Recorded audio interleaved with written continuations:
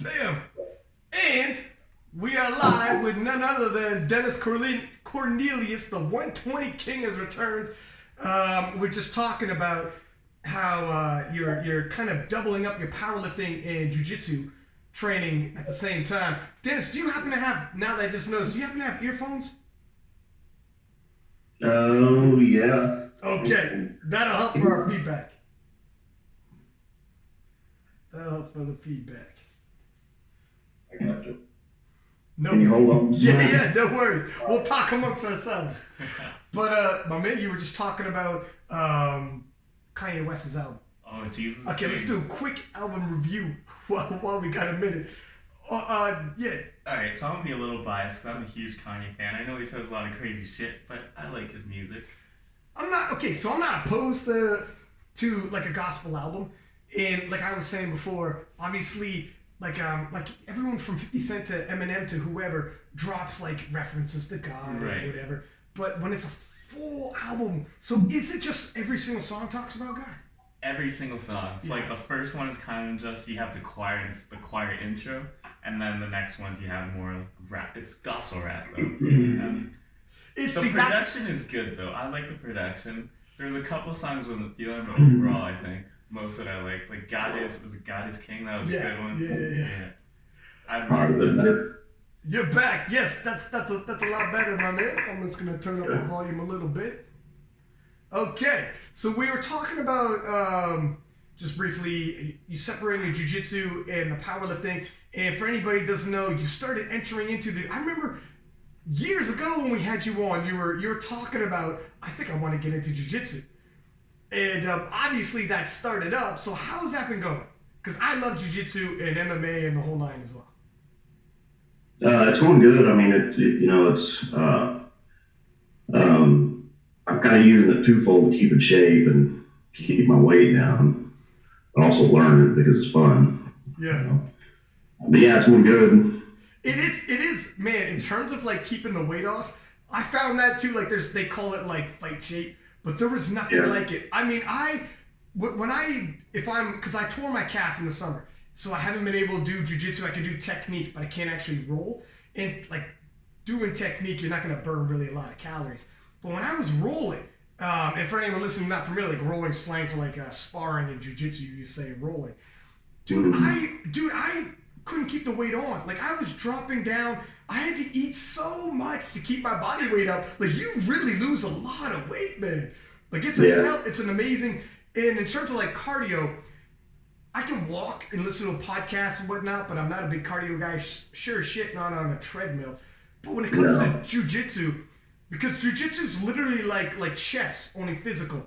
There's so many. You could do jiu-jitsu your whole life and never learn all of jiu-jitsu. Like it's like a decision tree where there's so many entries, counters to those entries, sweeps, and then counters to those sweeps, and then rolling into a submission, and then you have strategy like a chess game where I have you leaning in this direction, but I'm really baiting you into, and you have all these other strategies to counter. It's crazy, man. It's wild, and you're computing this in your mind while physically scrapping it out with somebody. Yeah, it gets to the point where you got to kind of it almost needs to be second nature, you know. Especially when you roll like black belts or higher belts, you know, it becomes. I still have to use a lot of strength and athleticism. I mean, and then you know, and then you also have to use strategy too. I mean, but yeah, I'm still at a point where I'm using a lot of strength and athleticism to get me out of it. For a dude like you who's squatting what was it in terms of pounds? It was 953-ish. Yeah, 950. Yeah, something like that. So when you say I'm using a lot of strength on these dudes are probably shit, I'm rolling with Dennis. When people are like, when it's time, like the bell rings, like you look around the room, you gotta switch off partners, and everyone's like avoiding eye contact, like I get a lot of that, Is it when you're doing it though? Because you get gas when you're using a lot of strength, right? Like, how do you feel Are you able to just like, I think they call it gooning it, like I could goon a submission out of somebody where like it's half in, it's half not, but if I apply pressure, this dude's tapping. Because it's a lot of pressure. You're gonna I mean, it just I kind of use discretion when I'm rolling, but yeah, it's I try to do the technique correctly, so I don't so I don't try to hurt people or get myself hurt. Yeah. But I mean, there's some of that. I don't know how to. And when you cage up, like I'm sure there's times where someone's trying to take an arm or a leg, like you just cage up defensively, and it's like, my man, you are never gonna roll that arm out. Like they are just like trying to like isolate a limb, and you're like, oh, love, you're chasing the wrong dog. Yeah, I mean, so usually when somebody taps me out, they usually have to get my leg. Because my leg game's not very well developed, so usually people are trying to get that, and if they tap me out, that's how they tap me out now. Yeah. Most people aren't getting triangles, they're not getting that sort of thing on me. And me, I have to, I'm still doing key locks, and I'm not pretty good at gator rolling people, and that's fun. Do these dudes at your gym, do they know who you are and like what level of powerlifting you are? The guys that go to my gym do. I don't, the jiu-jitsu community altogether, guys around town, I think, kind of do. They kind of know who I am. But outside of that, not really. I haven't done a tournament yet. Have they? I can only imagine. So when you walk in the room, like if they found out the type of numbers you're moving, like that would be. I can't. So here's the thing. This is where life is funny. For you, you're just you. You're just like your reality is a little different. For every fucking body else in that room, it's like a whole different world. Like when you roll with somebody, your reality is, okay, I'm probably like 3 to 4 times stronger than the individual I'm rolling with. And jiu-jitsu guys very seldomly lift weights, which is kind of funny. Like there's like a weird stigma. Wrestlers, they lift weights. Like some wrestlers are jacked. The Russian who was champion forever, I think his name's Karlin, who was just like, sorry if I'm butchering this. Some people are like, oh my God, how can you not get his name right? But he was undefeated. I think he lost like 1 match ever to the American.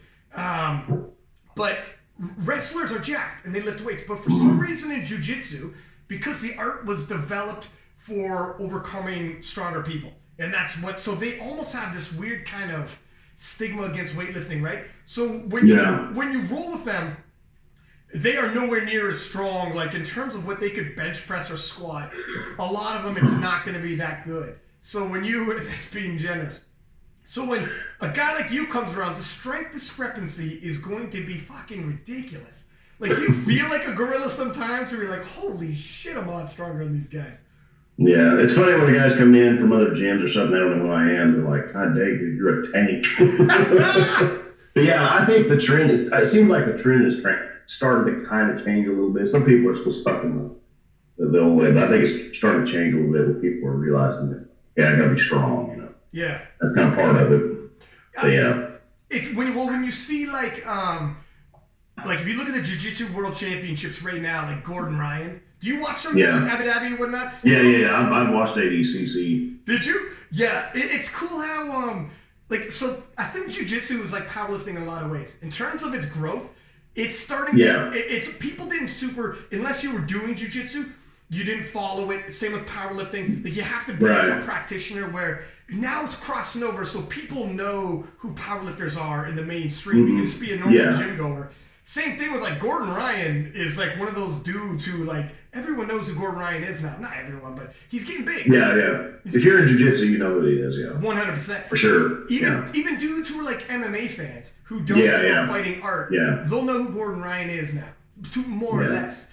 And dudes like him are kicking down. I've heard him in interviews, and he's like, "How are you going to do like a sport where you're locked up with somebody and you don't do any kind of strength training? How is that a deficit, a disadvantage?" Yeah, I mean, my grandma could be a black belt in Brazilian Jiu-Jitsu, but she's not. You know what I mean? That's right. You just got to think of it that way. Yeah. One of the best stories I like about jiu-jitsu, and this is somewhat contradictory, but not entirely, because it's not. So, you know Helio Gracie? Yeah. He's like one of the founders. There's a dude who was 25 years old, and I think it was Saulo Ribeiro. He wrote a book called Jiu-Jitsu University, and he's like a world champion. 25 years old, and Helio at the time was like 70, okay? And he was watching Saulo do like rolling and stuff, and Saulo felt like, oh man, he was like 25 years old, and he's trying to like show up a little bit because he knew Helio was watching. Helio like made the art, and he's like, man, I'm just trying to show up a little bit. And so he's totally styling on a couple of these dudes, undressing them basically. And Helio came down on the mats, and he's like, you're good, you're real good. And Saulo's like, yeah, I know. And then he's like, and Helio said, but I don't think you could beat me. And Saulo's like, get the fuck, are you serious? He goes, you mean in your prime? And Helio goes, no, I mean right now. I don't think you can beat me. And he was like, all right, let's set the clock and let's roll. So they set the clock, and he put the onus on the young man to tap him out. And you know in jiu-jitsu, when you're rolling, there's no points when it's sparring. It's just time. 3 minutes. Yeah. And to get it, so Saulo climbed all over the old man, but he couldn't tap him out. The old man knew what he's doing. He didn't physically have the ability to stop him, but he was good enough technically that he could stay out of danger enough to survive. And it was just, so at the end of the 3 to 5 minutes, whatever the roll was, they slapped hands and it was a stalemate, and the young man got humbled. And that's one thing I like about jiu-jitsu at the very least is like, you know, like the Kill Bill 2 Pompeii 1,000-year-old man who was like the old, I love the idea of, when things are leaving, you know, physically, the older we get, things are going to start leaving eventually. Being able to have enough technique that if a young guy walks in the room and he wants to start styling on you, it's like, okay, young man, we can roll. We can roll. Yeah, there was a guy yesterday. So I rolled yesterday for 2 hours, man. And just open mat, Saturday's open mat. And this guy's in there, he's from France or something. And we're rolling. We're doing 10-minute matches, you know, and the bell rings, and the clock times or whatever, and he wants to keep going. Like, I'm like, God dang, dude, it's like a purple belt or something like that. And I roll with him 10 minutes. He wants to keep going, even through the minute break, and then he wants to keep rolling. I mean, we roll literally for 20 minutes at a time. I'm like, dude, I gotta get this water, man. And then we get to the end, of like the 2 hours, and I roll with my instructor, and he's a black belt. He's very athletic, and he's good. And I roll with a couple other people, my brother, somebody, a couple other people. And then I roll with the French guy again. And we roll for 20 minutes, like over 20 minutes. Jesus. Like, he just wants to, like, he's wanting to tap me out, like, the whole time. Yeah, that's it. He's chasing that. He's like, no breaks. It's like, what the?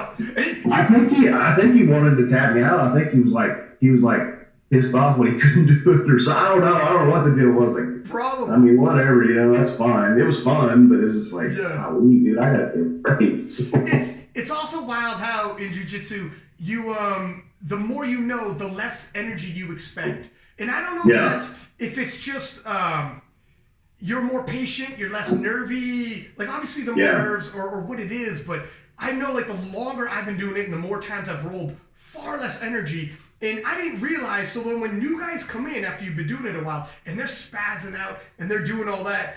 You can tell, Yeah, and then you're like, fuck, that used to be me. That's what I was doing. Whereas the longer you've been going, and you try to tell the new guys, relax, man, because you won't last. Like, there's no way you go like the 20 minutes you went. You know, it's weird how you can kind of see things. Things slow down. I had that same realization when I did wrestling. My first year, I just go 100% after a minute. Yeah. 3-4 years in, I was like, oh man, I can do this forever. Like, not forever, obviously, but it's a bit harder. And that's another thing that experience builds. That's what I like about, and that's where jiu-jitsu and powerlifting is funny that you're in this, and why, like, I'm gravitating towards it as well. But jiu-jitsu and powerlifting, they're kind of opposites in that with jiu-jitsu, the longer you do it, it's far more mental in what you know and strategizing. And powerlifting obviously is just such an explosive. A lift lasts 1 second. Very much physical. You know, you can't bait a guy in. I mean, there's handling involved in terms of that, but it's a whole different ball game. Like, and I think that's why I like jiu-jitsu is you could do it forever and never learn it all. Like, in terms of human happiness, I strongly believe as long as you're learning and improving, you feel gratification from it. I love getting better at something. And powerlifting at the top, like when you're at the top end of your potential, the gains get slow. Some meets you even might roll back a little bit. And in terms of knowing a million different facets of squatting, you might be able to improve small little incremental things, but they're small incremental things. Whereas jiu-jitsu, it's so overwhelming because there's so much to it. And it's overwhelming, but at the same time, it's like, oh man, I could do this forever. This is like, you know, you can get really lost in that rabbit hole, which I find gratifying. Oh yeah, absolutely. I mean, powerlifting, you learn new techniques or learn new, not techniques, but training strategies and that sort of thing. But yeah, the endless, I mean, fighting is like one of those things you can never learn it all. You know? Yeah. You need any form of fighting. I mean, I'm at a point now where I'm trying to learn a little bit of wrestling, you know, trying to get used to that. I'm pretty good on my feet, but I don't have a lot of the, you know, I don't have a lot of the wrestling experience, so I'm trying to get better at that. Yeah, and that's they say that wrestling's probably rougher on your body than anything when it comes to that kind of thing. Like I had one of the coaches was a pro MMA fighter for 10 years. He fought pro MMA. And he said MMA was kinder on his body than wrestling was. And he was like a national level wrestler. Wrestling was kinder on his body. Interesting. In training, if you're training properly for MMA, you're not getting knocked the fuck out. So keep that in mind. Right. The fights, you could get knocked out. That's kind of different. Yeah. The training itself, like I had a buddy who, he was a national level, or he's a national champion Greco-Roman wrestler. And they were twins. And both of them were like national level wrestlers, both these twins. Tough bastards, man. Like the type of dude, and they were like tough dudes where if you got in high school, you knew like if you got in a fight with one, the other one's coming around the corner too. Like those type of dudes, tough dudes that you like, they're both, I remember a story they said, the brother came home crying, they're like, Dad, they're like, what happened? I got beat up, you know, and the dad immediately turned to the other brother and said, where were you? He's like, I was there. And he's like, you were there. And then whooped his ass. And he's like, what the shit? He's like, then why did your brother get beat up when there's two of you? And right, like that's the type of bit they're like, you don't come on. Like, that's it. One of you scraps, the other one scraps. But they were tough dudes. And the one brother, he was throwing a guy much bigger than him. They were smaller-ish dudes, but $170 jacked up. And as he has them in the air, they hit the ground. And the one brother, he laid it on his shoulder, and they kept rolling. So the shoulder was pinned, but the bodies kept rolling, and that shoulder popped out. And every ligament, everything that was attached was not attached after that. Like they rolled, like this dude rolled on him like a toboggan down a hill. That's what he described it. Like they rolled through the mat. So the pain was incredible. And then he started taking like painkillers, and that's all she wrote. That was a wrap for him. Like I'm not dropping any names here, but he it's been a struggle the rest of his life with that, like painkillers and shit like that. Like it is brutal what wrestling could do to your body. Whereas jiu-jitsu are kinder. I feel like I'm getting kind of too old for that too, man. Like too old for the wrestling.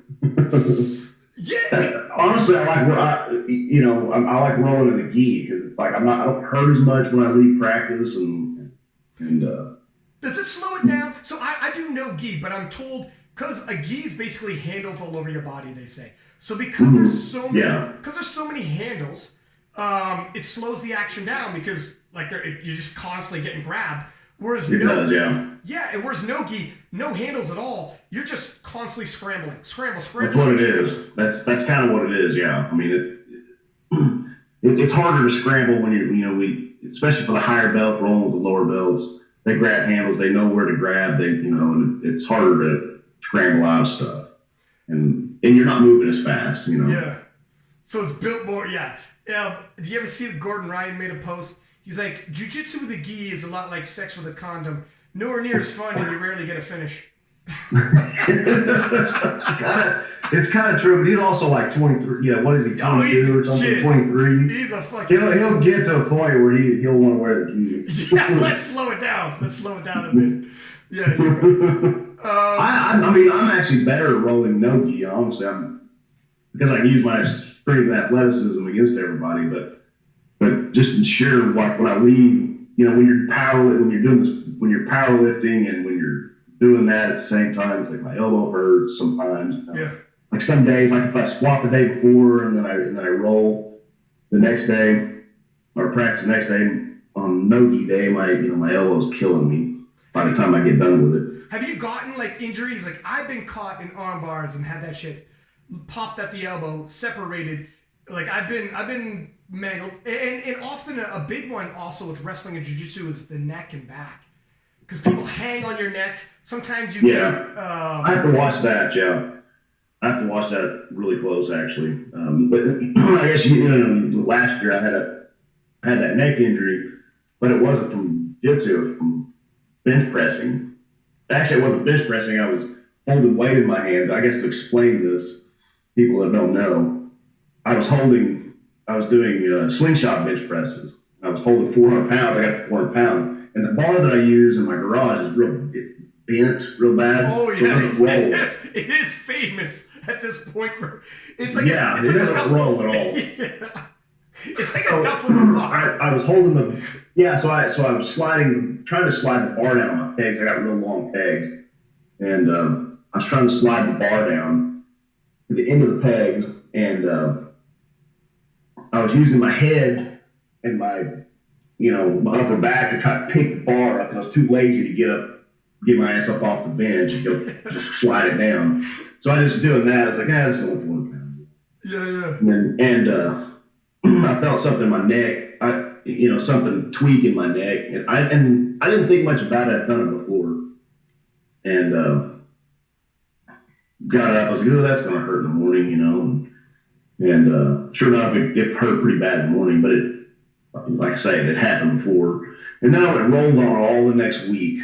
And then I hit open mass that next Saturday. This was a Friday night where I did it in my garage. And then that next Saturday after that, it went and then it caused a bunch of weakness in my tricep. I barely bench 135, It took forever to heal back from that. It's like neck injuries and back injuries, it's weird how they work because there's so many nerves, right?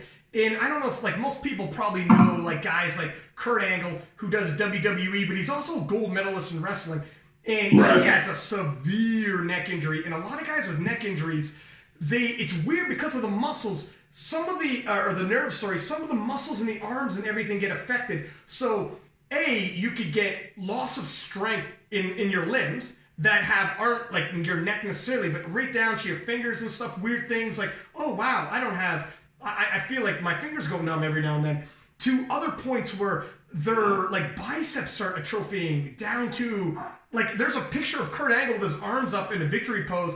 The guy's got fucking arms like pipe cleaners, but his neck is this thick and he's huge. And that's from a neck injury. That's the scariest part of wrestling and whatnot and jiu-jitsu, whatever, is there's no strikes to the head, which is good, but the neck injuries involved and back injuries, even if you tweak it weightlifting, but then further aggravate it afterwards because it never gets rested. Now it's tweaked, and now the fellas are hanging off your tweaked neck, and you're like, God damn. And they're throwing, whatever, whether it's a guillotine or triangles or whatever, on a tweaked neck, and that's when you're like, it becomes a tough balance, Yeah, for sure, man. I'm still paranoid about it when I roll, and then usually I don't got confirmation that it's fine when I start lifting weights again. But yeah, it's if I have any pain at all, I'm going to stop rolling for a few weeks, And like I said, I have never tweaked my neck rolling. I've done it in the gym doing something stupid like I was doing, and then I will roll on, and then that's just not good. Do you think in that barbell you're talking about is now famous? Is that bad boy ever gonna get retired? That's like an old battleship that is like coming at the shore, and people are like, how many more tours does this thing have? It's served you well. Like, I'm sure Lico's got to be watching and be like, we gotta send this guy a barbell.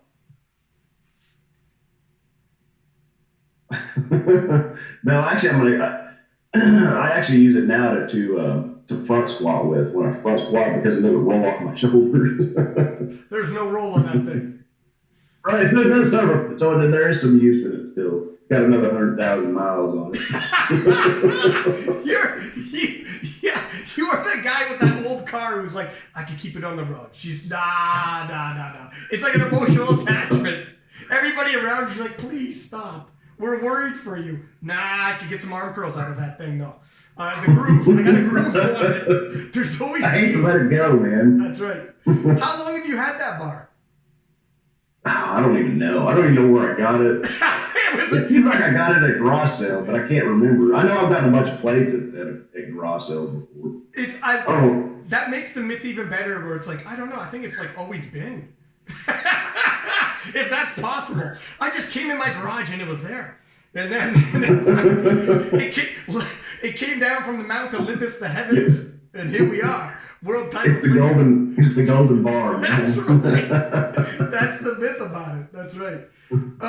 So it's been a hot minute since people have seen you in the USAPL. Let's catch people up. Because I was telling Cafwee and some people who might have came into the game before you had left. I remember Belarus, you had won the world title, obviously. And then you dipped out and went for some paychecks in the U.S. Open. And then, and how was that? You basically, let's catch up a little bit in timeline for everybody to where you were. So you left and did the U.S. Open. And was that like just an experiment to like, look at the money was right, let's see if we could get it? And you had some goals too. I think you wanted some records over there as well. Yeah, I had some. I honestly thought maybe I could possibly win the whole thing because I knew what numbers I was capable of putting up with the knee wraps and I put together the year before that. I didn't think I could, so I actually thought about doing it the year before that. Dropped out of it because I kind of put some numbers together and realized, okay, I'm not gonna. But this year I thought, okay, I could possibly put together something and at least podium, the top 3 overall. I've got a sheet somewhere where I've done all these hypothetical numbers. There are several of the top guys, and I was kind of right in the mix. I thought Yuri Belkin would probably take first, but I remember putting up by second's kind of anybody's game. I think second and third overall. So yeah, I thought it was worth it. I'm pretty good at telling. I don't just go jump ship just because something's popular. I'm like, if I have a real chance of winning, I'm going to try to go win it. And the money was right. Of course, it's like 40 grand for the 41 grand or whatever for the winner. Yeah. 11 for the second place. I was like, man, that's a lot. That's probably worth taking a year off the IPF and trying to win it. Yeah. And how did you feel using wraps? Because a couple people tinker with it. Like I remember, like John Hack said he can't do wraps. He started doing wraps, massive quad injuries. Brennan Allen also quad injuries from using wraps. The list goes on. I think Larry Wheels also is like, I don't know if I can hang with the wraps anymore. Like some people can do it, but when you wrap a leg to the point where it can't bend, and that's how much wrap you use. Oh, but by the way, we're gonna load your back so much it has to fucking bend. So you force a wrapped leg that can't bend to bend all the muscles around it. Yeah, you might squat a little more, but it's one of those. Some people may never get injured from it, but it's not natural at all. How did you find that? Were you like, I'm not sure I want to keep doing this? Oh, I love wraps. Really? Okay. Yeah. I actually started in wraps when I first started powerlifting. So I've got, it's pretty natural for me to come back to it. It's a little bit harder to get depth in them, but just because they're so restrictive. But yeah, to me, it's really easy to pick back up. As soon as I started training them again, I basically just bumped my training numbers up 50 pounds and said, okay, just got used to the weight, got used to being under the weight again. And I like it. How about that deadlift bar? How much did that actually increase your deadlift? Oh, I love the deadlift bar. Really? And I give anything if we could use the deadlift bar in the IPF. Yeah. I get probably 20 to 30 pounds out of it. Because some people probably get more. Yeah. Some people get a hell of a lot more, and I'm not sure. Yeah. I don't know if it's conventional to sumo who gets more of a deadlift bar, but that's slack. Some people are masters of it. Yeah. Oh, yeah. It comes natural to me. I mean, that's another thing. It's just, the deadlift bar gets skinnier, so it's easier to hang on to. And, yeah, I wish we could use that bar. It'd be more impressive. The numbers are more impressive, too, to be able to deadlift more. I hate that Alico bar. Dude, it is. It's such a shocker. Even if someone uses like a normal gym bar, that isn't like it's stiff. It's not a deadlift bar, but it's not Alico. Alico has like zero budge. You go to pull a slack out of it, and it's like trying to pick up a truck. Like that thing's got nothing to it. And that rattles some people. When you hit the platform, you're like, oh, this doesn't feel the same. No, it's not. It's not going to feel the same. Yeah. Well, it's funny because most of, not 95% of the time, I never train on a deadlift bar. But when I go to them, it's like a Cadillac. Like, man, this is so nice to hang on to. It's like your dad tossed you the keys to the Cadillac. You're like, son, take for a spin. You're like, oh, yeah, nice. Yeah. And when you were going in the USPA, were you paying attention to the IPF, watching and seeing what the other fellows were hitting? Yeah. I mean, I watched Worlds 2018 and 2019. Mm-hmm. Yeah, for sure. I mean, I planned on coming back, especially after the U.S. Open. When I finished the U.S. Open, I was like, okay, I think I'm gonna. Well, actually, it was after the U.S. Open, I decided to come back to the USAPL. And then I went and did Josh Ward's meet in Georgia. I was still super heavyweight. Mm-hmm. I went and did his meet, and then after that meet, I decided, okay, I'm going to cut down and get back to 120. You totaled 1,000 kilo. Total 1,000 at that meet, yeah. Yeah. I felt terrible, man. I was. My flight had got in, like I finally got to the hotel. That mean I got to the hotel like 3 a.m, and basically I didn't sleep. I just stayed up and got up at like 6, got around at 6. Yeah. And went and did his meet, and yeah, I felt terrible. But still did 1,000 kilo. I still did 1,000, but I wanted to do what I did at the U.S. Open, except for without the VRAP. Yeah. I was wanting to hit over 900 and bench 584 again, but that day I didn't have it. You were still on record the lightest man to ever hit 1,000 kilos. Is that right? That day? Yeah. Because that's a huge milestone. And looking at that, so when you were gone, Canada hosted the World Championships, and we got our first Open World Champion in the Classic division with Eric Willis. So wasn't mad about that. I think I posted. Thank you, Dennis. Yeah, I was happy to see him win it. But so that was good for Canada. Tony Cliff, veteran of the game, picked up in 2018. He had a great performance as well. And so you're kind of on the sidelines thinking, man, can't wait to get back, because now it just got announced, SBD's Invitational. The money that was in the U.S. Open, now IPF is starting to pay their lifters. And you were coming back before that was announced anyways, but how much sweeter is it knowing, oh, damn, we can actually make a little bit of... Well, it sucks because I wish I would have known before I went, that this was going to come up. Because I probably would have never left, if I would have known... I don't know. I mean, I say that, but, if I would have known that this meet was coming up, I probably would have stayed in the IPF. Because, I mean, it's a level playing field, the U.S. Open, it's obviously not. No, sir. So I think me and Ashton Roscoe were the only 2 drug-free lifters there. I think so, sir. Yeah. I can't think of it. I don't know of anybody else that was doing it that was drug-free. Yeah, I think Hack, the first one he was, and then he said, I think he came to the same realization as you and said, look, if I'm going to stay, I can't be natty anymore. Right, yeah. Yeah, I mean, you're at a crossroads, like at some point, you're, if you're going to stay in that world, you either need to start taking steroids or get out, you know. Yeah. I mean, I've been invited to, I was invited to Big Dogs after that. I probably could have done all right, but without taking drugs, it's just kind of not, there's no point, you know what I mean? Yeah. So I was just like, man, I'm going to, you know. But this SBD Invitational, I mean, the money is actually bigger than the U.S. Open. I'm told, and they haven't said exactly how the money's going to break out. They haven't said who's getting what, but I'm told world records will get paid out. More than likely, how much, not sure, but likely world records, likely, obviously winners 1, 2, and 3. What the payout is for 1, 2, and 3, not sure.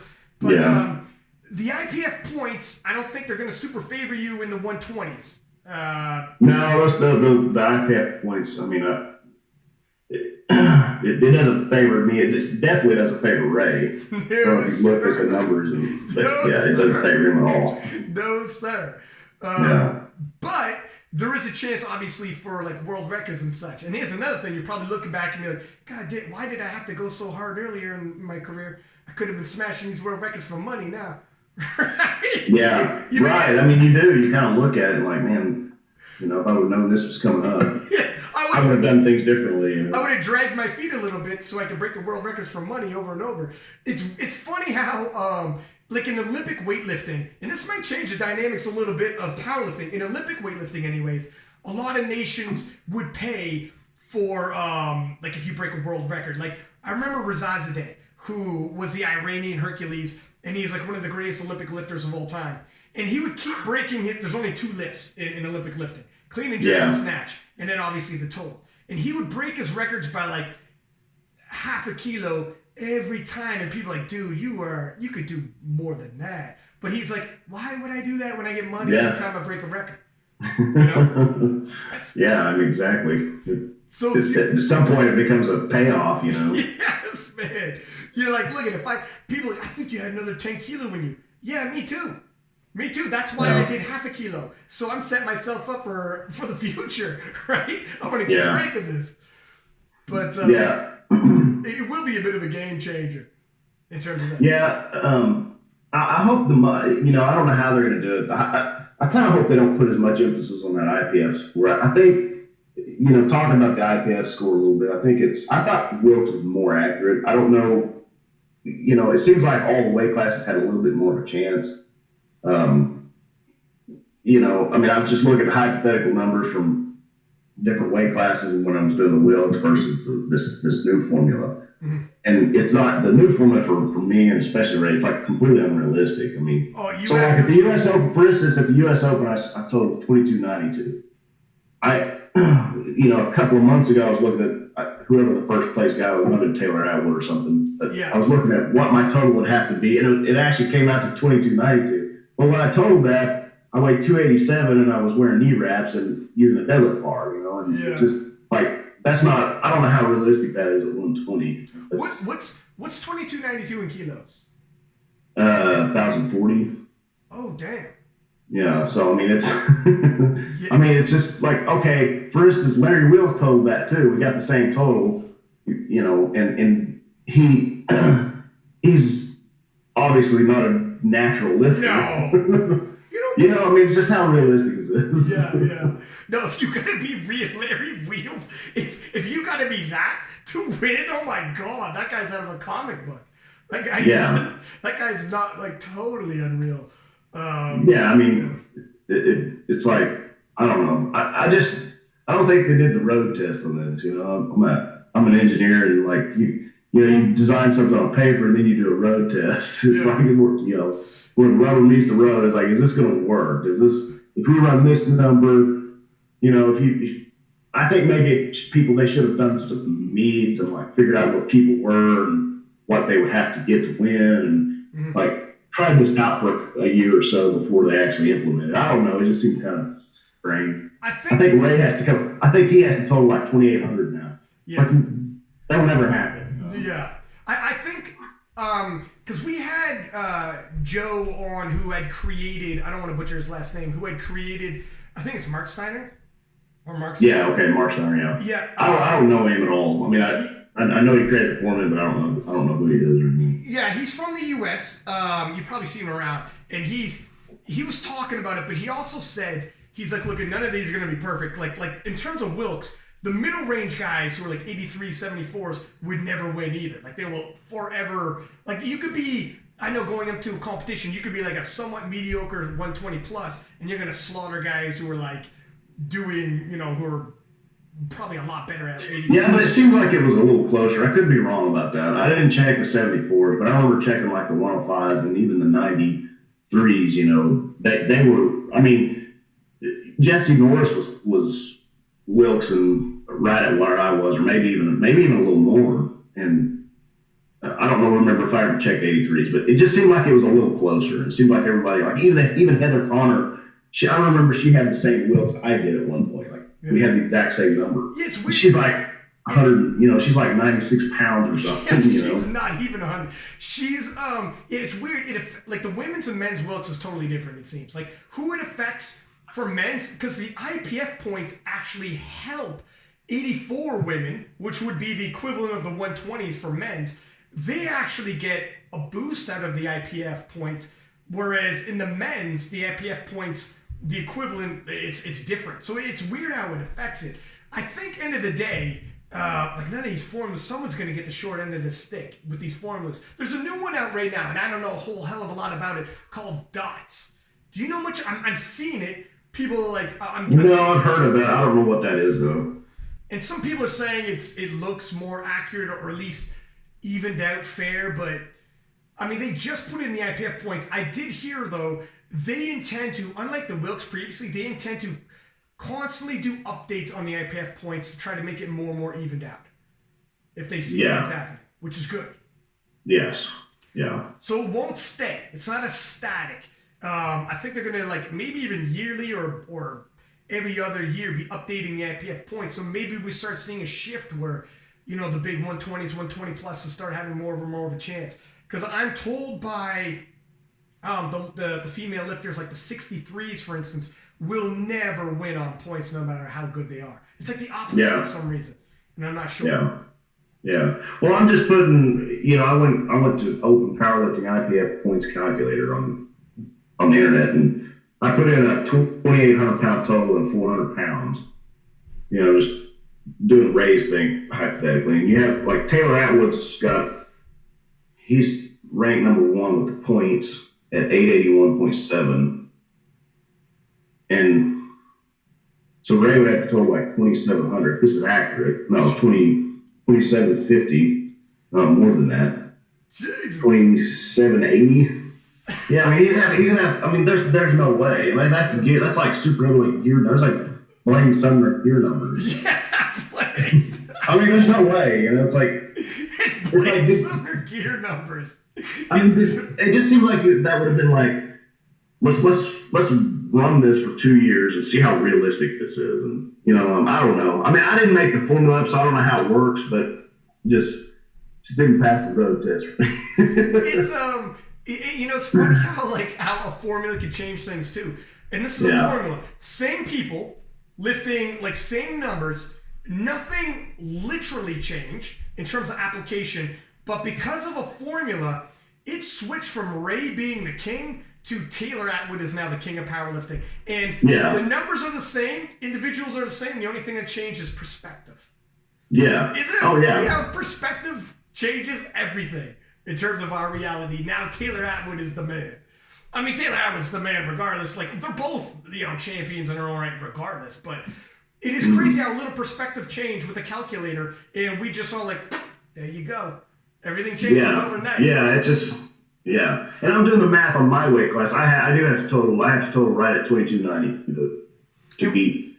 And what's that in kilos? What's that in commie units? That's the 1,040. 1,040. And you how realistic is that? You hit 1,000 and you didn't sleep. You were, and for that competition, you were heavy, but you weren't super heavy. Like, how heavy were you? You were like 275-ish? That's a lot, man. I mean, that's, right now, when I hit that number, I had a really good day. I don't know, man. I really don't know. Yeah. I mean, the all-time 275 record at 10 pounds heavier is 2275. So it's more than that. Yeah. So, I mean, just kind of weird. It is. I know what you mean. Like when I hear you, that's ridiculous in terms of you totaling that. When I hear you total 1,000 kilos, 40 more percentage-wise is almost, it's not crazy. But when you're at your top end, and you had like an amazing day, and you were heavier, not crazy heavy, but you're heavier nonetheless, where do those 40 kilos come from? When you're at the top end, like 40 kilos, like when someone a lot smaller than you thinks, well, 40 on top of 1,000 is like a drop in the bucket. But then it's like, yeah, well, where are those 40 kilos coming from? You're going to put 20 kilos on my squat? My friend, that squat was top end. You're going to put, where are these kilos coming from? Then when you start actually thinking about it like that, and when you watch powerlifting, a 20 kilo jump on a dead or a squat could be all she wrote. That could be a wrap. So, it's tough. It's tough. Having said that, looking at these numbers, and obviously you've seen in the U.S. Raw Nationals, like Ray's total went down. We anticipate his total will come back up. But you were able like we anticipate that. But you were able to out total him. And you would, in your heart of hearts, just like I'm a big MMA fan, jiu-jitsu, boxing fan. Like we talked about, I read a lot of autobiographies. And guys like Jake LaMotta, like the Raging Bull, they were famous. And they said, you interviewed these guys in interviews, like middleweight champions and whatnot, said, I love that I became a world champion, but the dream, every little kid dreams of becoming the heavyweight champion of the world. Just because you're the baddest man in the world type deal. And when you're the heavyweight king, you're the top of the food chain. And previously, on the podcast we did, this is probably going back a few years, because this was before Belarus, so we went back. You had talked about how you had thought about, at some point, maybe making a run at the 120 plus, or how cool it would be just to make a run, just to see, because that dream of being like the top of the food chain. Now, at the USA Raw Nationals, you had the biggest total. So there's that. That's a huge caveat. Like when Brent Gibbs out-totaled the weight class above him in Calgary and whatnot, it's a great accomplishment, right? Yeah, I had a crap meet, to be honest with you. I had an okay squat, but the rest of it was just kind of... You had better than an okay squat. Yeah, I mean, it was okay, I really went to 400 kilo and 1,000 kilo total, but I mean, it really, I didn't have that good of a meet. I'm still dealing with back problems, and so I kind of took it easy on the deadlift, and my bench was down. I actually overtrained it a few weeks ago, and it kind of tapered back off by the time I did this meet. That's what it is. Do you think at some point, obviously going through, it was nice to collect that 120 kilo world championship again, go to SBD Invitational. But do you ever tell yourself, would you ever want to make a run at the 120 plus just to see? Because here's the beautiful thing about sports, and it's true in powerlifting, we see it over and over again. Any given day, you never know who could win. Jez Webber, who continuously was losing, previously, I say losing, when we're talking second place of world championships, not really losing, maybe a harsh word to use, but continuously wasn't world champion. Now he's the world champion walking around. And on any given day you saw at Raw Nationals, you would be also could pull off the same and be the heavyweight world champion. Do you ever lay in bed at night thinking, shit, man, I could be the heavyweight I could be the champion of the world in the heavyweight class? Do you ever get tempted of maybe making a run before it's all out, before the numbers start sliding back down? Or are you thinking, I'm going to stay 120, and if I ever hit a total good enough to win overall, that's good enough? Well, I've kind of, I kind of want to hit that 1,000 and then maybe move up. I don't like the 120 kilo class because it's hard for me to cut. just a little. I wouldn't say I'm big for it because like Tony Cliff's is bigger than I am. He's huge. Some of these guys are big. Yeah, some of these guys are bigger than me, and I don't know how he stays at 120 comfortably. But it's hard for me to stay there. But the other thing too is I don't like walking around almost 300 either. It's just I feel terrible. You know what I mean? How tall are you? You're like 5'10". 5'10". Yeah, 5'10". Right. A real 5'10". You're real 5'10". Yeah, not a build like WWE build 5'10" like some people do. Because when we met in Belarus, we were like roughly kind of the same height, but you had some mad size on me. But you're like my doppelganger if I don't shave. And but I took that picture. But yeah, Tony Cliff. To your point, Tony Cliff is a fucking monster, huge man. When he was walking around, I got a picture with him. Dude is like looks like he's a foot taller than me. He's pretty lean, but he's built like a superhero as well. He looks like a linebacker. I mean, when I saw him, I was like, man, that guy could play linebacker somewhere. He's like a big guy. That is so American of you to say that. That's the first thing I'm like, I wonder what kind of position he could play. That's right. That is so American. He wouldn't even know what linebacker was. He'd be like, come again? Yeah. What sport is this?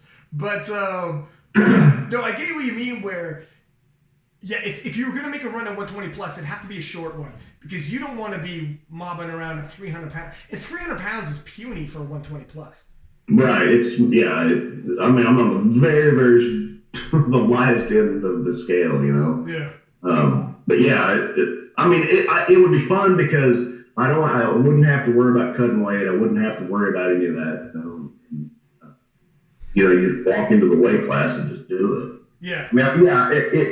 It's definitely not out of the cards, Especially if they put a lot of emphasis on the IPF points, because I have no doubt I could move up to super heavyweight and beat Ray Williams on the IPF points. Oh yeah, that's true. No other reason than the way it's designed. Yeah, that's true. I wouldn't know that totally, but it'd just be more fun to not go to a meet and have to cut weight and constantly be thinking about that. Yeah. In terms of because you don't like 120 plus, you wouldn't have to cut weight. How much weight do you have to cut when you go into 120? Actually, this time I didn't even have to really cut at all. I drank a gallon of water a day leading up to the meet and was able to wake up, cut a few pounds under. And then, so I was able to eat a full breakfast and even hydrate just a little bit before the meet. Mm-hmm. But now, before, I remember cutting 18 pounds, it was like 15 or 18, something like that, when I went to Raw Nationals in 2017. Oh, and it was a lot. I was a lot bigger, but it was a terrible weight cut, I remember having to, I was like 50. It was 15 to 18, something like that. I'd have to go back and look, see what I actually had written down. But it was a lot.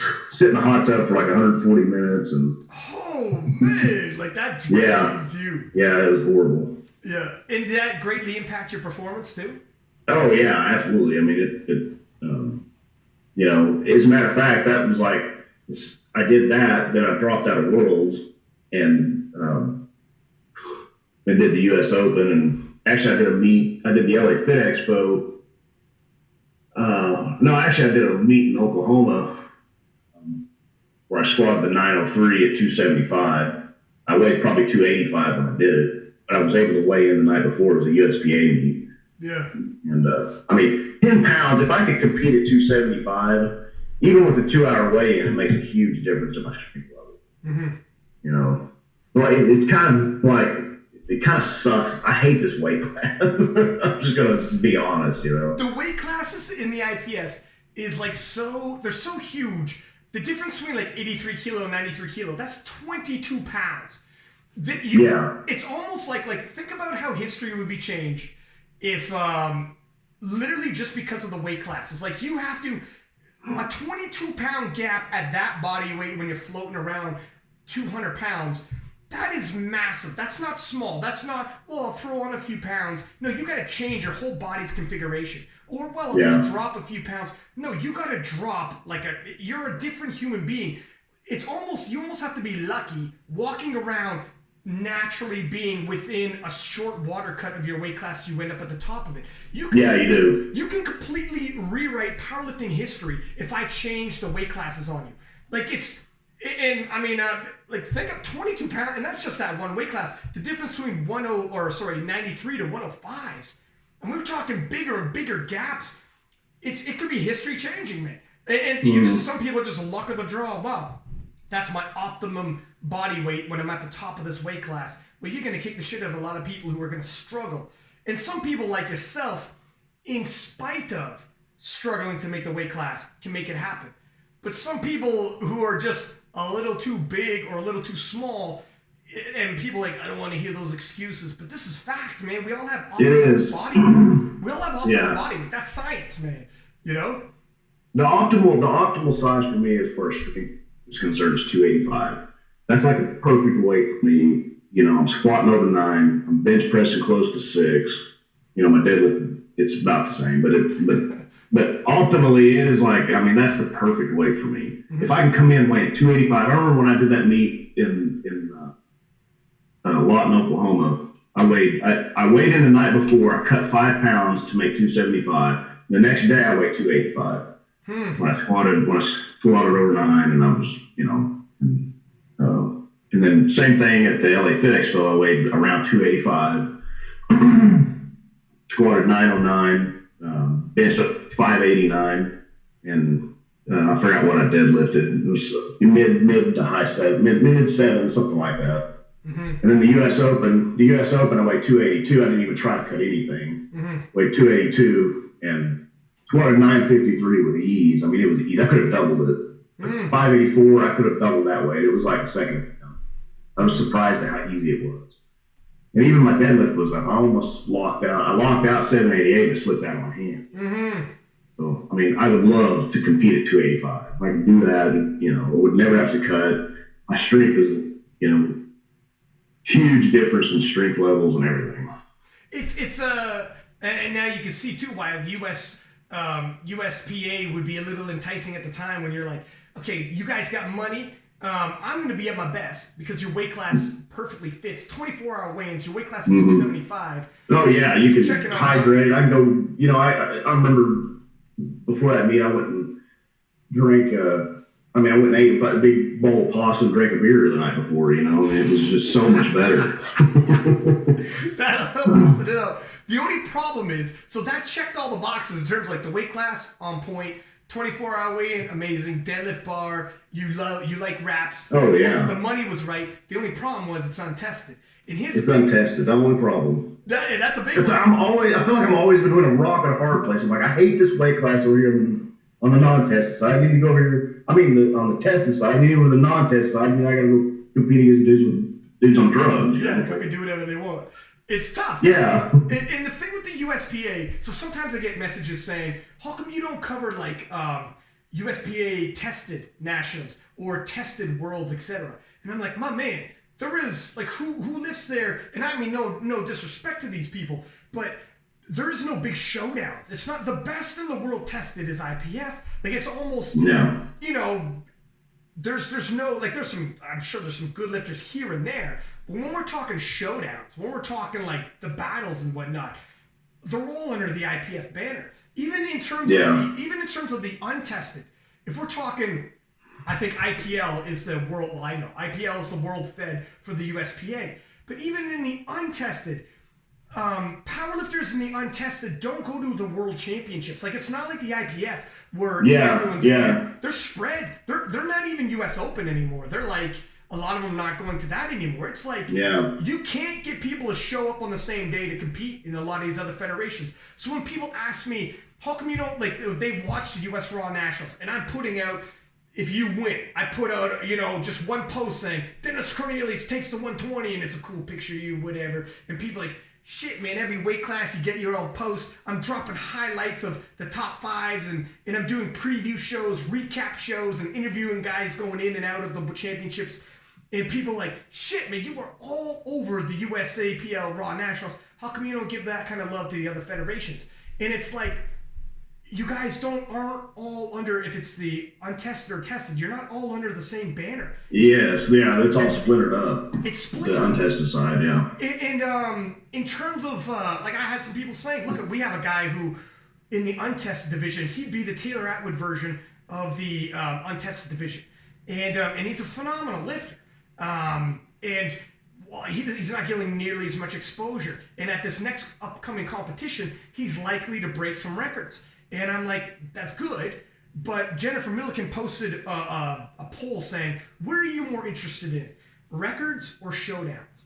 A landslide showdowns. Because there's a reason why the slam dunk competition is nowhere near as popular as an actual basketball game. Right? Because I don't want to see you or someone doing these NHL hockey, the face-off challenges or whatever. Now, just show me a hockey game. The sports are sports.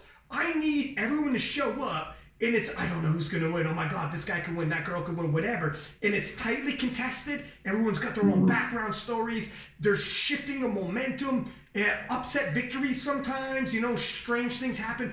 That's the beauty of it. But when it's one dude's going to show up going for a record and no one's there. One girl's going to show up, go for some records and no one's... That's not sports. That's an exhibition of me. Right.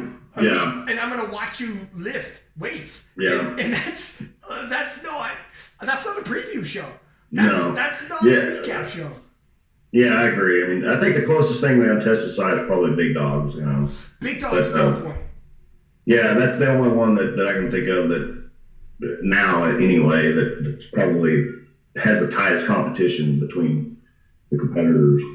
But yeah, it's just not the media surrounding the non-tested side. That's the like the U.S. Open. There's no media. I mean, there's just no media there. Yeah. And it was good media. And the USPA is a good federation, but there's just no media behind it. And no hype behind it. They don't get that. They don't try to steer their lifters for the national world and then the U.S. Open. I mean, it'd be cool if they did, but right now it doesn't happen. Yeah, if it was exactly that. If they did, look, you go through the U.S. Open, qualify for the Worlds, and then qualify for go up to USPA Nationals, qualify for the IPL Worlds, then go to U.S. Open. If there was like that chain that's happening, then Nationals is uber important, and all the best lifters from the U.S. untested would be there. I don't think they do go there, but they would. And then the World Championships. I got messages saying, my man, you're all over the U.S. Raw Nationals, but the IPL World Championships are happening right now, and I see no coverage on it. But then I'm saying, I'm not responding to every single message, but I'm thinking in my head, yeah, but even the best in the untested aren't going to that. Like the best of the best. Where's Steffi Cohen? Where's Mariana, who her and Steffi had a big battle? Garrett Fear and Hack are at the Raw Nationals. They're not even going to these quote-unquote world championships. You have to have the best in the world under one banner for me or anyone to care, right? Yeah, I say those people stop taking steroids and come to USAPL Raw Nationals. Well, I mean that's a whole other enchilada because they want. I know I shouldn't. but even if they want to do their thing, because I do appreciate that they're in their own sandbox, but I would like if they're all in the same sandbox. Like, you know what I mean? I like the idea. Here's why I like the idea of different federations because and it gives people options, but. I wish it was all drug tested, honestly. I just wish it was. I wish it was any kind of sport. I just wish it was drug tested.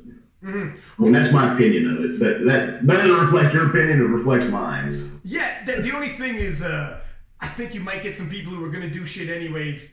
They're like, oh yeah. I mean, you'll never get rid of it. I mean, I get accused all the time. Ray gets accused all the time. I mean, it's just.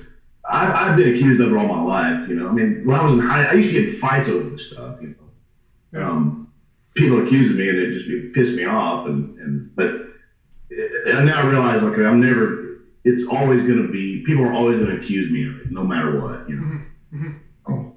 It's one of those deals you'll never be able to get away from it anyways, so eventually you're just like, all right, whatever, all I can do is take the test. The thing with like powerlifting, and I like for myself, obviously I'm an IPF lifter, but the fact that there is an untested pool for them to go into, I think people are less likely, I'm saying less, we still have drug cheats all the time, But at least if you want to do that, you got a sandbox to play in. If you take away that sandbox, I think those guys and girls still want to play. So now they're just gonna be a little more. Whereas, like, I guarantee there's still gonna be people pop every year. But I think the fact that they have an avenue to go elsewhere, some people be like, you know what, I want to do that. I want to run whatever I want to run, but I don't want to cheat. I don't want to be dishonest. I don't want to have an uneven playing field and try to go against other guys. I want to go against people who are on the same idea as me, and I'm okay with that. That's not the way I want to play, but if that's the way they want to play, like, whatever, I'm okay with that. But that being said, with the untested, in terms of like the setup, man, they gotta amalgamate under one banner, and it'd be a lot easier to have these, like, the depth in terms of the U.S. Raw Nationals and the IPF World Championships. The depth of competition. Some of these weight classes, not yours. This is kind of ironic. I'm having this conversation with you. You're a runaway favorite. But some of these competitions were like 1 through 10, absolute killers, shark tanks. In terms of the U.S. Open, I had Steffi Cohen on here leading into the U.S. Open, and I was like, you know, it'd be nice if everyone's under one weight class. Like within your weight class, you had people to look at, and you didn't have to use Wilkes. She ended up having Mariana, but she was like, her and Hayden, her husband, were both saying, in the untested, you don't have that. You show up, almost never are you looking across the platform and there's someone else in your weight class. You almost always are just chasing a record because the person's not there type deal. Like, they just don't. That's kind of true, yeah. I mean, I had some pretty stiff competition at the U.S. Open with, you know, Larry Woods was in my weight class and Rob Phillips. That year was good.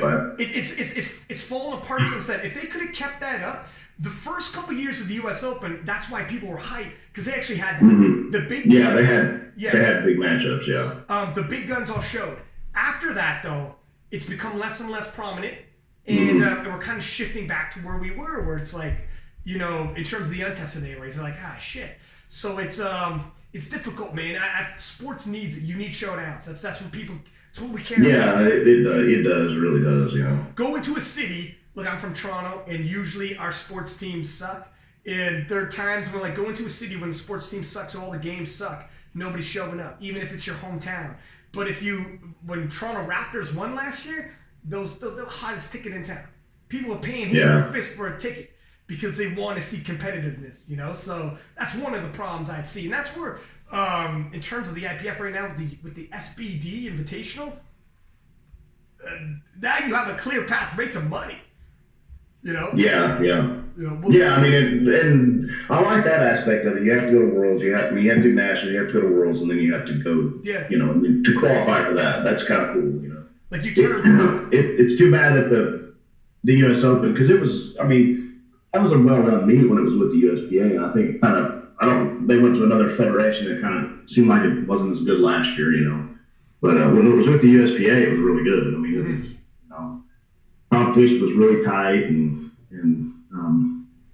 you know, they don't have game day coaches and stuff to keep, you know, like it wasn't as organized as like the USAPLs, Raw Nationals, and Worlds. Like, you have a Matt. Like, it would have been nice to have Matt Gary, dude, handling me at the U.S. Open. How good is that? That dude is a genius when it comes to strategizing. Yeah, I mean, you know, I pulled something stupid. I was being stupid on my last lift, and I could have won my weight class if I would have just been conservative on my last deadlift. And for some reason, I had it in my head that I was like losing or something. I didn't know what, you know. Yeah. But it would have been nice to have him pay attention to things like that, you know. But whatever, you know, it is what it is. It's in terms of strategizing, dudes like that don't get enough credit. Some people, like majority of people, don't even know. When it comes to handling, it's like a whole nother. And this is where I think the SBD Invitational is going to start bringing it out, because it's all about like handling and getting as many IPF points as possible, etc. The stiffer the competition, the more game day you're going to see, because programming is one thing. You could be amazing at programming and know how to get somebody stronger. Game day is entirely different. And for a long time, people just didn't even know game day, how important game day was. Well, a stronger man or woman's going to win. Not always.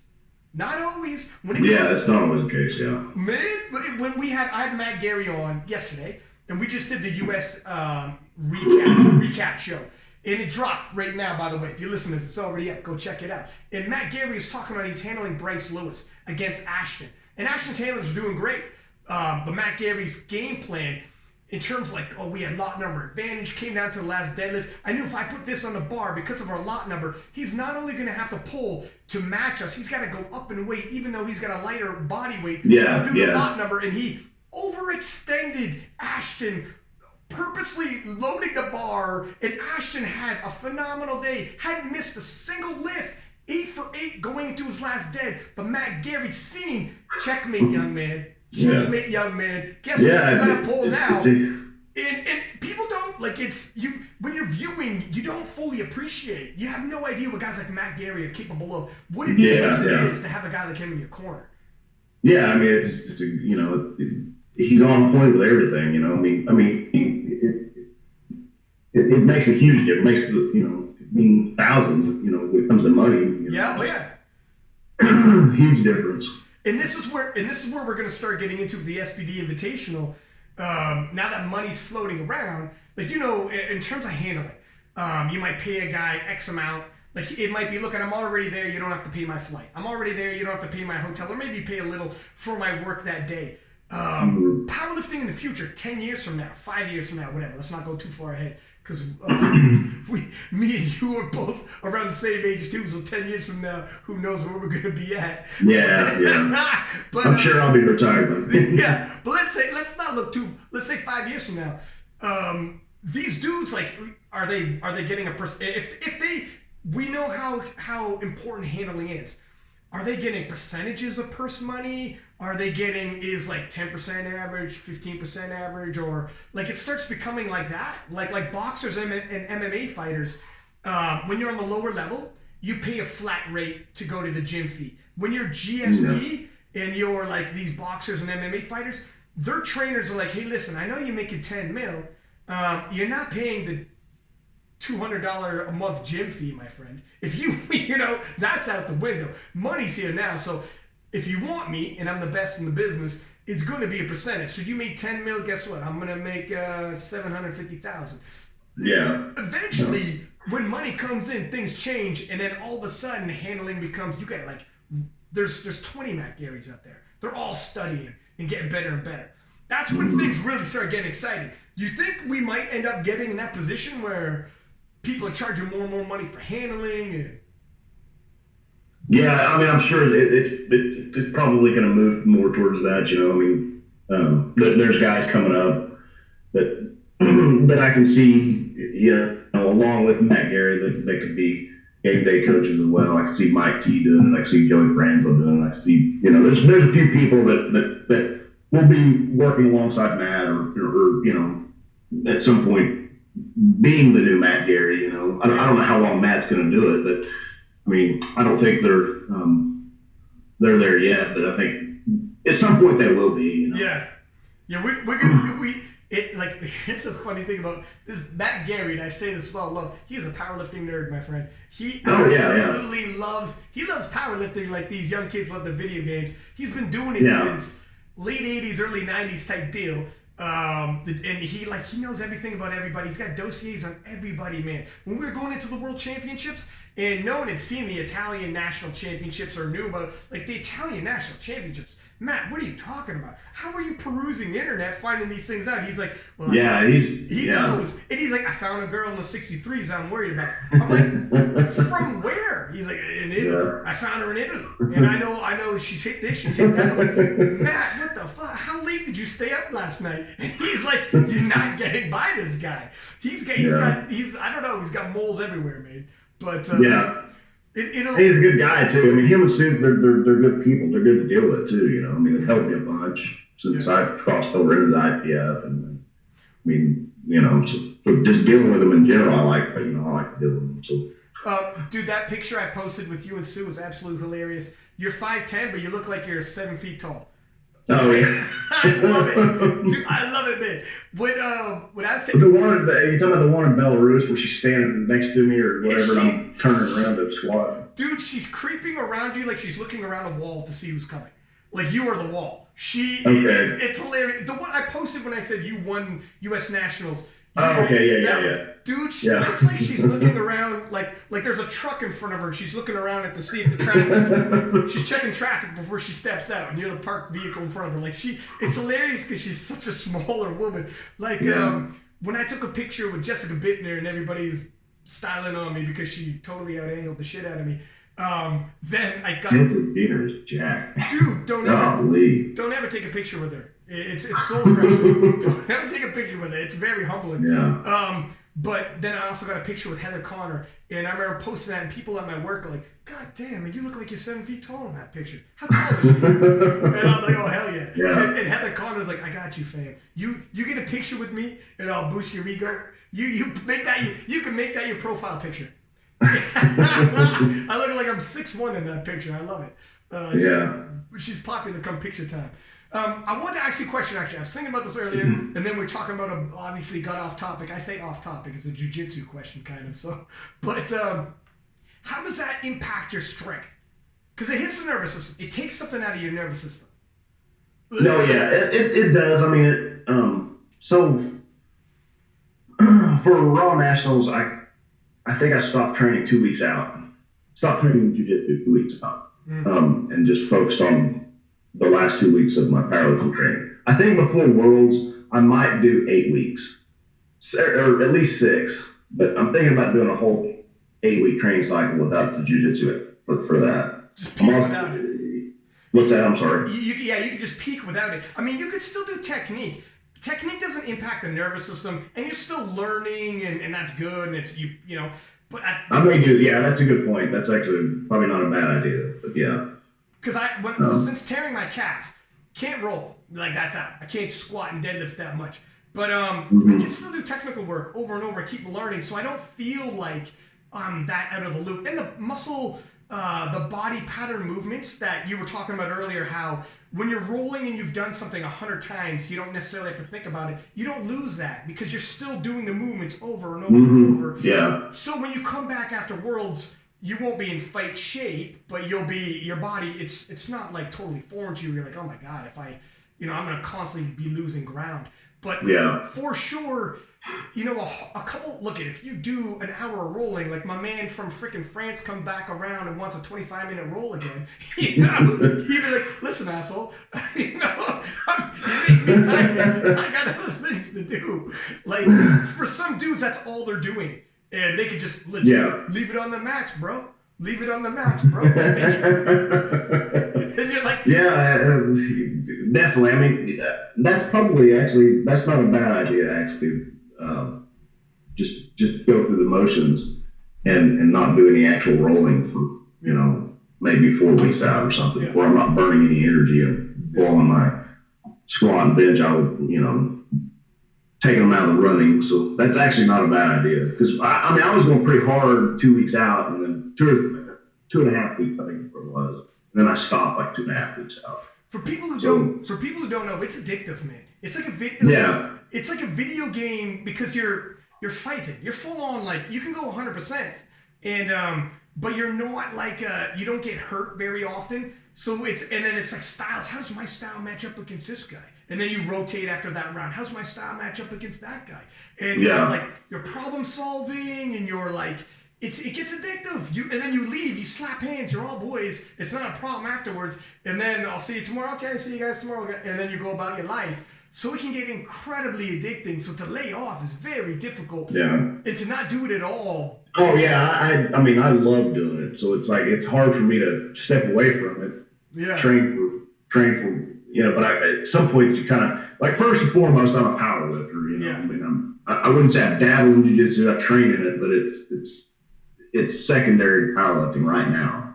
At some point it'll be primary, but right now it's, At some point you're going to be Helio Gracie, that 75-year-old man in the room. Some 25-year-old punk kid's going to walk through the door and you're like, okay, young man. All right, young man. I challenge you. But I know what you mean where, I mean, jiu-jitsu is one of the things you could love. And I love learning new things, getting better, and problem solving, etc. But how many people, and we had this conversation, Caffrey, because Caffrey broke an IPF Open world record too. How many people in the world walking the face of the earth can say, I'm the best at what I do in the world? The 7 billion people in the world. Billion. Yeah, that's a lot. How many people are like, I am the best at the world at what I do? That's a tough thing to walk away from. Like, that's very difficult. It is. It's love-hate. Real quick, I'll let you say, is it Andre Agassi? You probably remember Andre Agassi. He's another dude who looks just like me and you. He could be both of our doppelgangers, because he's a handsome devil. But he talks about, probably got a fucking piece on him too, but he talks about, in his autobiography, after a while, he grew to hate tennis. His dad forced him into tennis. 15 years old, highly, hands-on dad who like was abusive, and he hated tennis by the end. By the time he's 36 years old, and he'd been in tennis for 20 years straight. The discipline and the love hate he had for tennis, because his dad was like, when he was a kid, he turned pro at 16. He started tennis when he was like 5 or 6. His dad said, if you hit 1 million balls by the time you're 16, I think you're ready to turn pro. And I estimated you'll have to hit 1,000 balls a day every day for X many years, and then you'll be ready. So his dad forced him, and he didn't want to do tennis, and his dad was obsessed with tennis. And so by the time he's 16, he hit 1 million balls, and it's brutal. His dad was abusive, verbally, physically, no emotional attachment to his son. And if he won, you're expected to win. If you lose, he got it. So by the time he's 16, he's a pro. And then by the time he's 36, 20 years in the game, his dad is no longer an influence on him like that, because he's a grown man, rich, famous. And he's like, I could quit.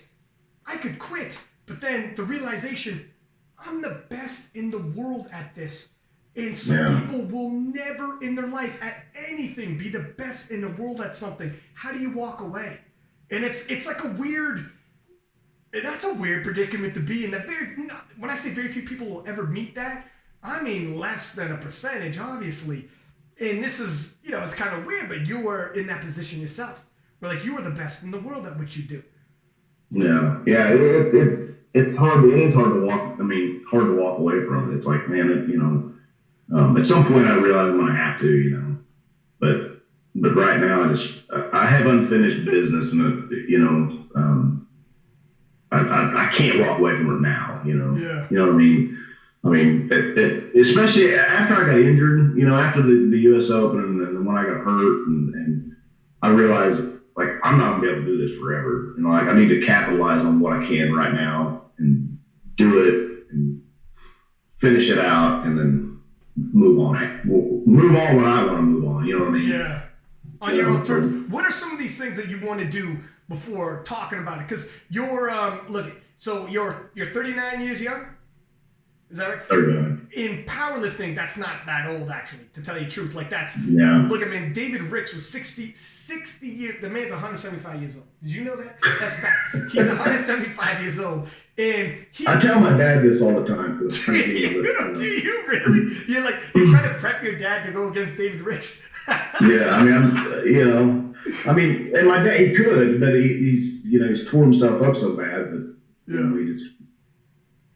But when you see David Ricks, who in the 93 kilo class, U.S. Raw Nationals, he had the biggest squat. He was in the lead in the squat event at 60 years old. You see, and that's not crazy uncommon. There's tons of masters lifters, people in their 40s winning world championships. Marissa Inda just won her 5th title, and I believe she's 42, 43 years old. Jen Thompson, taking horrific injuries at 44, coming back against the deepest 63 kilo class we'd ever seen in Calgary, winning against women 20 years younger. So, you've got years to go. You could still be, for sure at 39, but there is, when you start getting around middle age-ish, all right, you start evaluating, you start looking at things differently. You start being like, what do I want for the future? And obviously there's other things you want to pursue as well that would be fun, like jiu-jitsu or whatever might be on the docket for you. What are some of those things you're telling yourself, look, if I got another 5 years in me, and you could easily have another 5 years in you, especially like the way you're pacing, still hitting what you're hitting, what are some of the things you want to check off before you're like, look, I'm ready to push out and move on to something? I'd like to hit the 1,000 at 120, the 400 at 120. I'd like to get my bench record back, so I think I can do it. Those are the main goals. And I would like to win the super heavyweight title and, go move up to the 120 pluses. But I'm not going to do it when Ray's there, just because as long as he's there and competing there, I'm not going to go there, mainly because of kind of teammates. And you know what I mean? Like, it's one of those things. If he's ever out, and like if he's out of a meet, then I might do it. I don't know yet, but I would like to do that before I retired. But I don't want to get too old. I kind of want to see where I can go with jiu-jitsu too. I've kind of got that in the back of my mind. Like, I'm going to get older in that sport a lot faster than I want powerlifting. So I'm kind of like cross. I'm kind of like, do I want to pursue this? Do I not? Just I don't know yet. In jiu-jitsu, they do got masters as well. And when you're going to the masters, you're going to ruin some people's days, because they're going to be some dudes in jiu-jitsu who are 40 years old and be like, oh, hey, whoa, we are not in this kind of athletic abilities as this young man. So, I mean, you got tons of, but like, do you think, like, would you want to go into a master's jiu-jitsu, or would you think, what do you think of that? Or are you not even totally wrapping that around your head yet? I mean, I've thought about it, I would want to go masters and open as well at some point, but it's a little bit less. It's more of a secondary type of a goal right now than the powerlifting thing, But it's so much fun. I mean, it's such a blast that, like, it's one of those things, like, I really want to do. I want to quit powerlifting and do this sometimes. Some days I'm like that. It's easier on my body, kind of, sort of, and it's like. It's different, but it's something about learning something new, like, every flipping day. Like, and I feel like I'm pretty decent at it too. That's the other thing. You know what I mean? Like, it's like powerlifting. I'm pretty good at it. Yeah, so I would say so. It's like, where can I take this? But I'm so far behind. I'm so far. I'm 39. I'm so far behind. Like, these young kids coming up 23 years old. It's hard to. I'm like, I'm kind of in my sunset years in that one. Well, here's the thing though. So at 23 years old, they might check a lot of boxes that they have certain advantages on you. One thing, it doesn't matter who you go against, when you go against them. You could be 55. It doesn't matter. I guarantee one box you'll always have checked in your area. They got speed, they got stamina, they got whatever. As long as you keep training, knowledge is going to only increase. By the time you're 55, you're going to be a black belt for sure. We're talking like, by the time you're 50, but you will never in your life go against anybody as strong as you. Period. Right. Period. And that's but look at, this isn't striking where guys can dance around the ring, stay away from you. In jiu-jitsu and grappling, you got to lock up and go horn on horn with that's not the fucking term. Yeah. Well, even right now, I feel like I have a speed advantage over a lot of supers too. I mean, but that's what a lot of people don't know. I'm pretty fast, Yeah. I mean, I hang with my brother. He's I mean, most of the people I roll with are smaller than me, and I'm just as quick as them. How old is your brother? He's 30. What is he? 35. 35. Dude, I love the fact that you guys are in your mid to late 30s and still scrapping it out, wrestling, shit like that. Some things I could never get my brother to do jiu-jitsu with me and wrestle. My brother, my brother actually wrestles. He's really good at it, and I actually spar with him, for takedown defense against him, because he eventually takes me down. Yeah. But it's getting harder and harder for him. Yeah. But I mean, he looks like, when you see him in my videos or something, he just looks like some average guy, but people don't realize like how well he'll take anybody down. It doesn't matter who they are. Really? And I've got pretty good takedown defense, and I'm 100 pounds heavier than he is. Yeah. And he's still able to take me down at some point, It's when me and my brother used to scrap all the time when we were kids, and then at a certain point, that's like actually why I started lifting weights. And then and doing things like grappling and whatnot. And then at a certain point, my brother started feeling the tide change. He's an older brother, and he's like 6'1". This prick is 6'1", got a full head of hair. But at a certain point, my brother felt the tide changing, and he's like, "That's it. I'm retiring undefeated." I'm like, "What? What do you mean?" like, that's it, man. That's it. We're not doing this anymore. And we haven't grappled since. No. That's why, and I'm still doing it, man. Some things will never change for me. I'm gonna always lift weights and do some kind of scrapping stuff because like I enjoy that kind of stuff. My brother's like, nah, I'm done. That's it. That's why I love the fact that you guys are like grown ass men approaching middle age, and you're still like, let's go in the basement, throw the mats down. We're gonna go a few rounds. We used to go. It'd be funny because we used to go. We used to go to the lake all the time, and we'd get to drinking, and me and Jesse and I would get in a wrestling match. Now we don't do that so much. Now we're we only wrestle on the mats, but it's still funny, It's like we're like in our 30s over here. Some couple of dumbasses over here wrestling. Dude, you guys will be in your 60s. Sometimes it never leaves you. It's like a Helio Gracie thing. You guys are like, let's hit the match. Let's do this. But listen, my man, muchly appreciated. Had you on for an hour and a half. I got another podcast rolling, and time is not our friend as usual. But appreciate you coming on.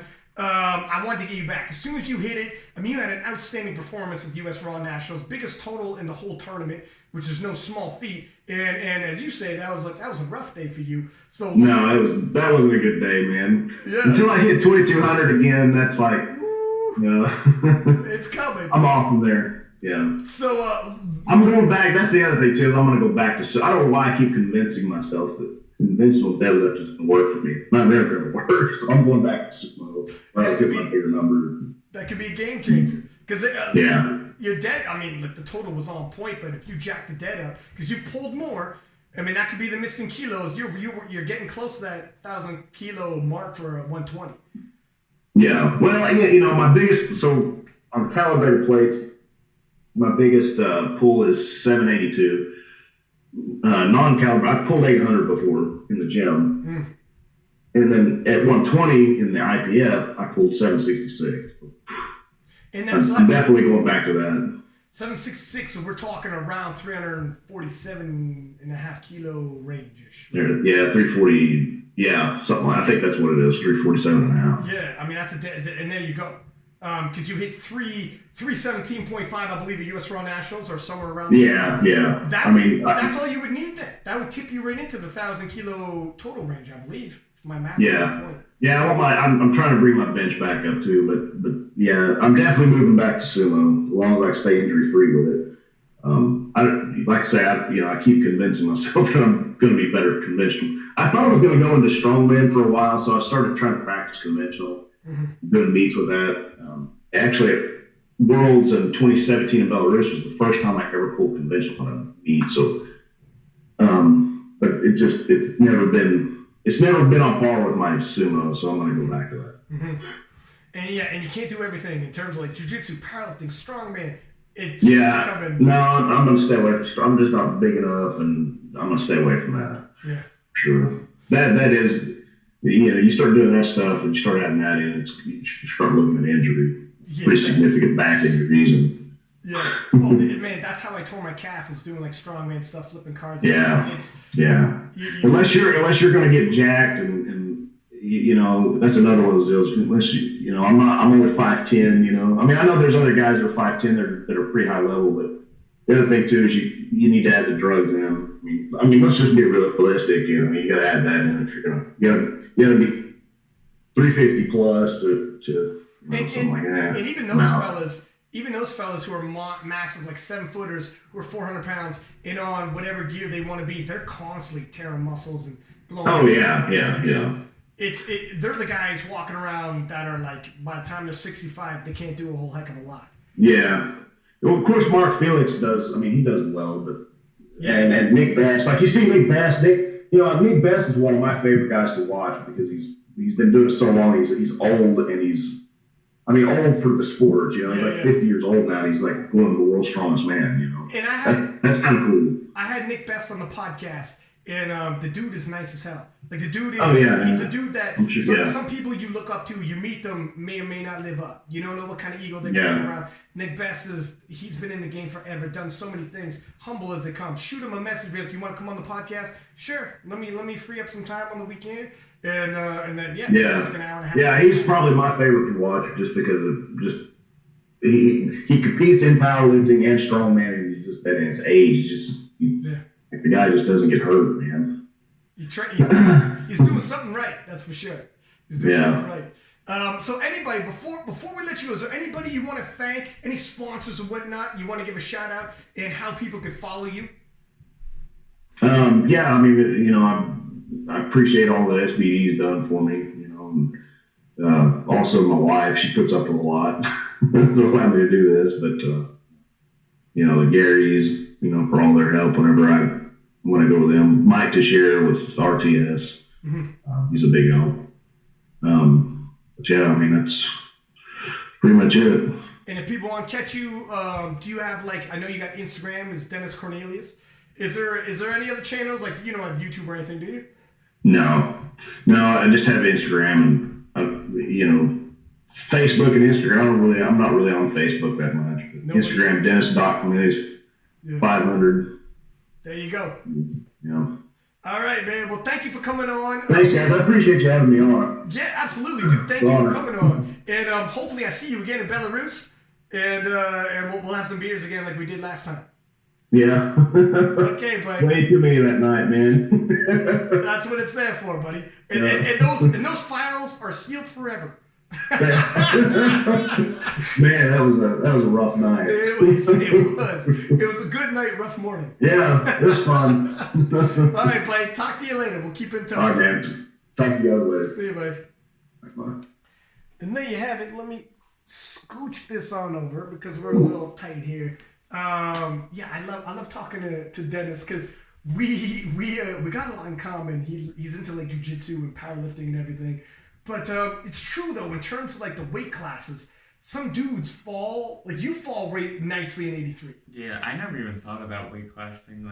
If you're right in the middle, history will change. Naturally, 89 kilos or if let's say 89 kilo after a water cut. Yeah. Let's say we'll just cut water. No.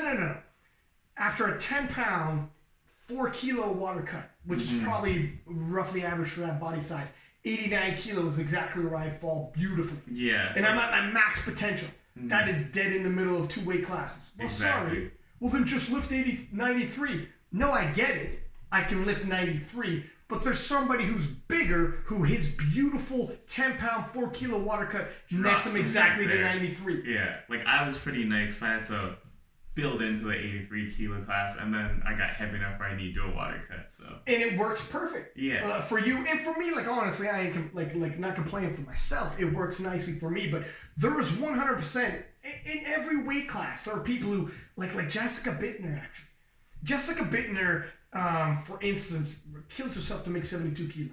She look, we talk about how jacked she if you meet her in person.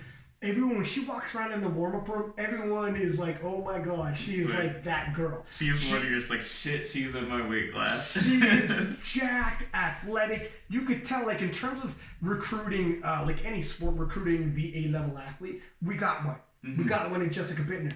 But she murders herself to get to 72 kilo. Flip side, to go to 84 kilo, that's 12 kilo from 72 to 84. Huge. What is that in pounds, man? That's 12 kilos, what, 20, 25? 25 I'm just guessing, man. ballpark, but yeah. That's a roughly 25 pounds, 12 kilo jump. So she might be look it. That's a different human being altogether. That's a different human being altogether. So someone could be whoa, 72's, I hear you're a huge 72. Well, just go up in weight. Well, yeah, I'm a big 72, not 25 freaking pounds. Even I get people that are in powerlifting all the time being why do you do a water cut? Just jump up to the next weight class. Wouldn't that be easier for you? And it's no. No, because it's a 22 pound difference. Exactly. That's what people, if you don't know, or if you want to oversimplify it, people are isn't that kind of cheating? No, you're going I get that all the time. You're going against guys smaller than you because you're cutting 10 pounds. No. Or 8 to 10 pounds. Not even 10 pounds full. It's no, man. We're talking, if I go up a weight class, it isn't just, I don't water cut and I'm going against guys my own size. No, I'm not. You're going against Ashton Ruska style dudes, like dudes who are like way bigger. The weight classes are massive. You got to try to get in where you fit in. For some people, it's easy. For some people, it just doesn't. The roll of dice isn't there like that. And at that level of powerlifting, every pound matters. Like, my man, well, Ashton Ruska is a perfect example. The dude is a freak in terms of how strong, athletic, just a gifted dude. Ashton Ruska is one of the most gifted dudes we got in sport. And he decided, I'm not going to weight cut. Let me just see what happens. Comes in third. Competed at a light 105. Comes in third. And this dude is one of the best. Again, a layman. What do you weigh at again? It was 93 point something. It was, or 94 point something. Just off 93. He comes third in 105. That is stupid. If you don't know no better, if you don't know powerlifting, you're just a dude or a girl who's from the outside looking in, you'd be like, oh, Ashton, he came in third at a national level. Good for him. No. And you try to explain, no, he's not third national level.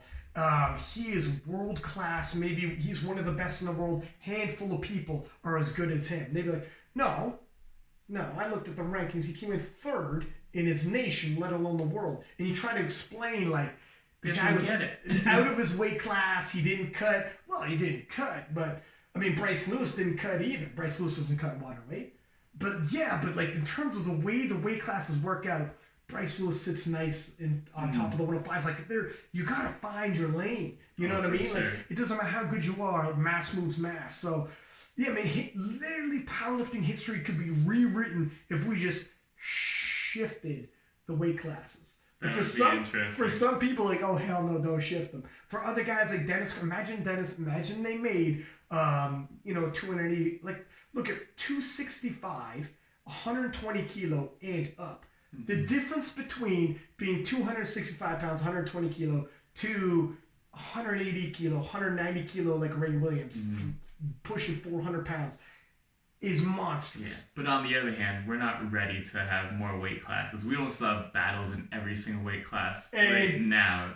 And fair point. So I mean, as the sport keeps progressing, maybe one day, maybe. Fair point, because what was I saying? Exact same conversation. Yeah, when everyone's spread out and you don't have showdowns, you don't have battles. It's not as exciting. So it's a tough balance. You gotta find that balance. Where you could be like, instead of every 10 kilo, let's have a weight class every 5 kilo. Now we lost Brett versus Russell. Exactly. Now we lost. Like I say, Jessica Bittner as one of the examples.